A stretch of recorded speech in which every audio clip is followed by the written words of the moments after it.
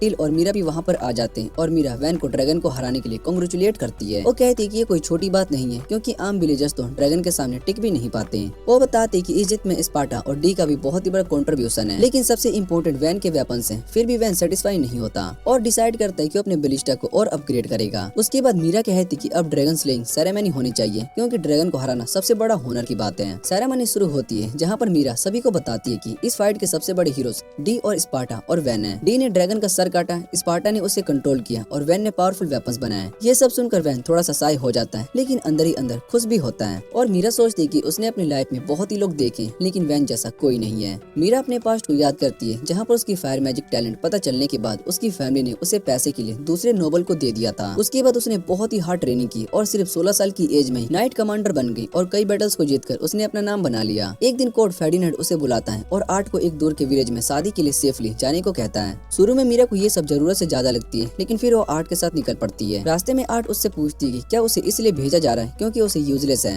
लेकिन मीरा उसे समझाती है कि उसके सिबलिंग्स की भी शादी हो चुकी है इसलिए अब उसकी बारी है। ये सुनकर मीरा को आर्ट के लिए थोड़ा सा सॉफ्ट कॉर्नर आ जाता है क्योंकि वो अभी छोटी एज में ही अपना घर छोड़ चुकी थी। लेकिन जब वो वैन से मिलती है तो वो बहुत ही हैरान हो जाती है क्योंकि वैन एक बहुत ही अच्छा इंसान है और अलग इंसान होता है। वो खुश होती है कि आर्ट उससे शादी करेगी। तभी मीरा सभी के सामने अनाउंस करती है कि वो वैन के साथ अलायंस बनाना चाहती है जिसे सुनकर सब बहुत ही शौक हो जाते हैं। वो वैन से कहती है कि इस अलायंस से उसे सपोर्ट मिलेगा और कोई भी उसके अगेंस्ट नहीं जाएगा। वैन को ये परफेक्ट चांस लगता है और वो तुरंत इस अलायंस को एक्सेप्ट कर लेता है। अगले दिन वैन और स्पार्टा विलेज के फ्यूचर के बारे में बात करते हैं। स्पार्टा कहता है कि वो फोर्ट्रेस बन चुका है तो उन्हें विलेज को सिटी बनाने पर फोकस करना चाहिए। वैन को याद आता है कि उनका अगला गोल 10,000 लोगों की सिटी बनाना है और दोनों डिसाइड करते हैं कि अब नए लोगों को अट्रैक्ट करना होगा। तभी टिल आकर बताते हैं कि कुछ मर्चेंट्स उनसे मिलने के लिए आए हैं और वैन बहुत ही एक्साइटेड हो जाता है। वो डिसाइड करता है कि पहले ड्रैगन के मटेरियल्स बेचकर पैसे कमाए और फिर अपनी सिटी प्लानिंग पर काम शुरू कर दे। वैन सभी को वेयर हाउस में ले जाता है जहाँ पर ड्रैगन से मिले सभी रॉ मटेरियल्स रखे होते हैं और वो ब्रदर से पूछता है कि इसके कितने पैसे मिल सकते हैं। ब्रदर्स बताते हैं कि फॉरेस्ट ड्रैगन बहुत ही रेयर होते हैं और उसके स्केल्स, क्ला और आइस भी बहुत ही अच्छी कंडीशन में है इसलिए उसे कम से कम 100 प्लेटिनियम कॉइंस मिल सकती है। और ये सुनकर वैन समझ जाता है कि ये बहुत ही बड़ी डील है। तभी सीनियर मर्चेंट्स ड्रैगन को देखकर अपनी प्लानिंग करने लगते हैं और वैन के पास आकर कहते हैं कि वो सब कुछ उसे बेच दें और बदले में उसे 60 प्लेटिनम कॉइन देंगे। ये प्राइस काफी कम होती है इसलिए वैन डाउट में आ जाता है और ब्रदर से बात करना चाहता है। ये देखकर सीनियर मर्चेंट्स पैनिक कर जाते हैं और ब्रदर को साइड में ले जाकर कहते हैं कि उनका साथ मिलकर प्रॉफिट बनाए। लेकिन ब्रदर्स मना कर देते हैं और कहते हैं कि होनेस्ट बिजनेस करना चाहते हैं। सीनियर मर्चेंट्स उन्हें धमकी देते हैं कि उन्हें कंपनी से निकाल दिया जाएगा लेकिन फिर भी ब्रदर्स ब्रदर्स अपनी बात पर टिके रहते हैं। ये देखकर वैन बहुत ही इम्प्रेस हो जाता है और उनसे कहता है कि तुम अपनी खुद की ट्रेडिंग कंपनी स्टार्ट क्यों नहीं कर लेते।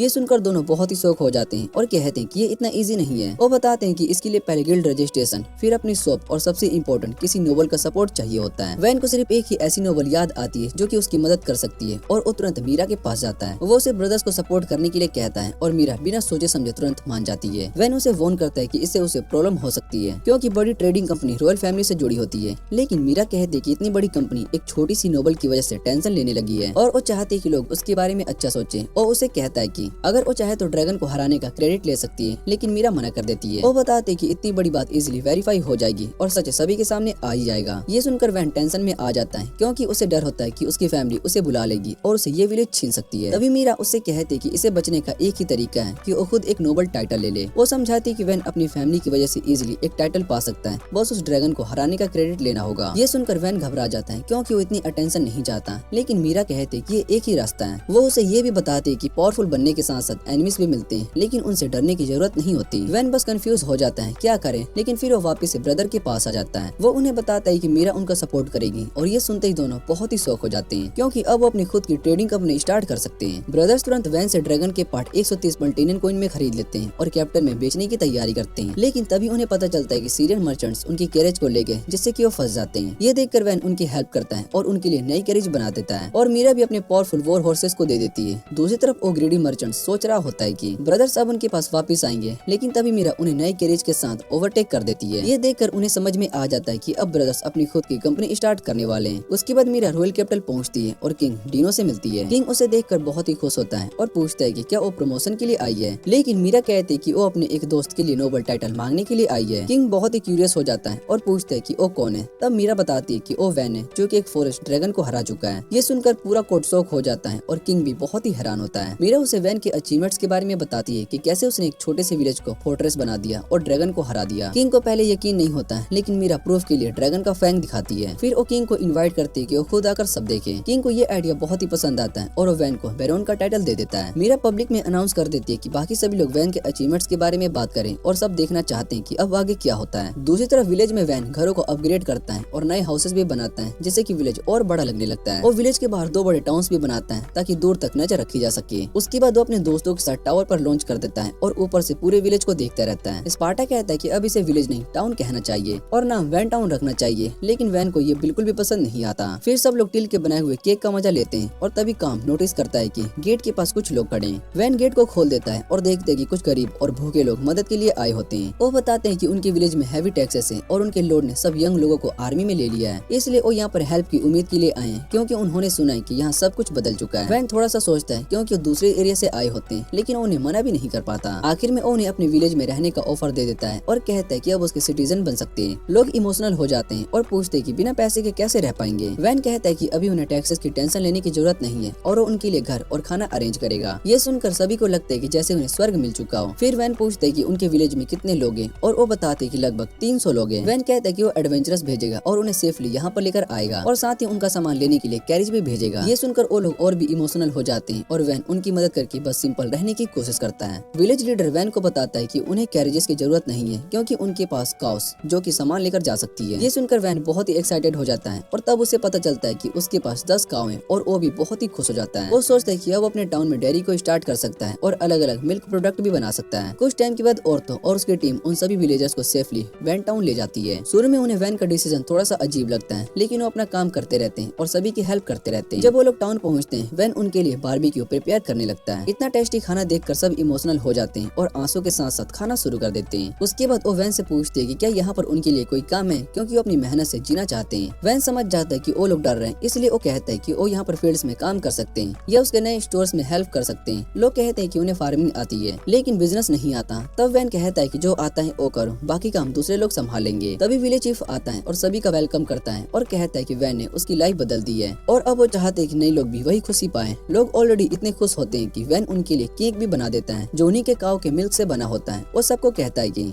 अब उनकी लाइफ सिर्फ बेटर होने वाली है क्योंकि ये विलेज जल्दी एक बहुत ही बड़ा सिटी बनने वाला है। ये सुनकर सभी को लगता है कि अब सिर्फ सर्वाइव नहीं करेंगे बल्कि अच्छे से जी पाएंगे। कुछ ही टाइम में सब लोग एक दूसरे के साथ घुल मिल जाते हैं।